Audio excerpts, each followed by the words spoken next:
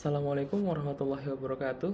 Halo teman-teman UT semuanya. Perkenalkan, nama saya Muhammad Jeffrey Nurifka Pratama, Prodi Sistem Informasi UT Daerah Pangkal Pinang dengan NIM 0525828104. Kali ini aku mau menyampaikan tugas 1 dari matkul Pancasila. Di video ini mungkin aku mau sedikit membahas tentang proses lahirnya Pancasila.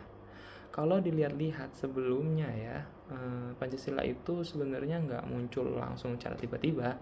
Dari yang aku pelajari dari modul buku matkul kita, itu Pancasila itu lahir dari proses yang cukup panjang. Mulai dari sidang BPUPKI, Piagam Jakarta, sampai akhirnya disahkan di Undang-Undang 1945. Dan menurut aku salah satu tokoh yang paling menarik itu adalah Bapak Soekarno.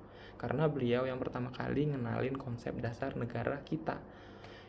Yang bikin aku kagum itu beliau nggak cuman mikirin bentuk negara, tapi juga bagaimana cara menyatukan Indonesia yang beragam banget. Coba kita bayangin ya, waktu itu Indonesia isinya beda-beda. Mulai dari budaya, suku, agama, tapi mereka tetap bisa duduk bareng, diskusi, dan cari solusi terbaik. Menurutku di situ kelihatan banget nilai Pancasilanya, kayak persatuan toleransi dan musyawarah. Nah, kalau kita bandingin sama sekarang, jujur aja, tantangannya beda.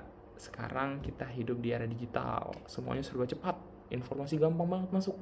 Bahkan menurut BPIP, generasi muda sekarang itu rentan banget terpengaruh sama budaya luar dan ideologi asing. Dan kadang-kadang tanpa sadar kita langsung percaya atau ikut-ikutan FOMO.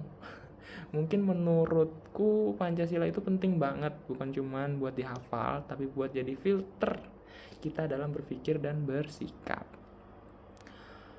Selain itu juga aku ngerasa sekarang ini masalah toleransi itu mulai berkurang ya, apalagi di media sosial banyak orang yang gampang banget marah, saling nyerang lah, cuma gara-gara beda pendapat. Padahal kalau kita balik lagi ke Pancasila, khususnya sila ketiga, harusnya kita lebih menghargai perbedaan. Kalau refleksi dari aku pribadi, ada beberapa hal yang kita ambil dari sejarah Pancasila. Yang pertama, kita harus lebih kritis, jangan langsung percaya sama informasi.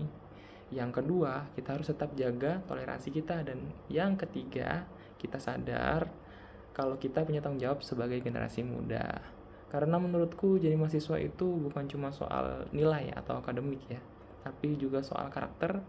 Dan karakter itu juga dibentuk dari nilai kayak Pancasila ini.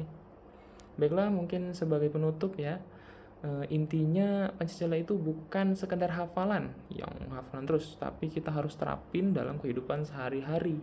Semoga kita sebagai generasi muda benar-benar bisa memahami dan menjalankan nilai-nilai Pancasila dengan baik. Mungkin sekian dari saya. Assalamualaikum warahmatullahi wabarakatuh.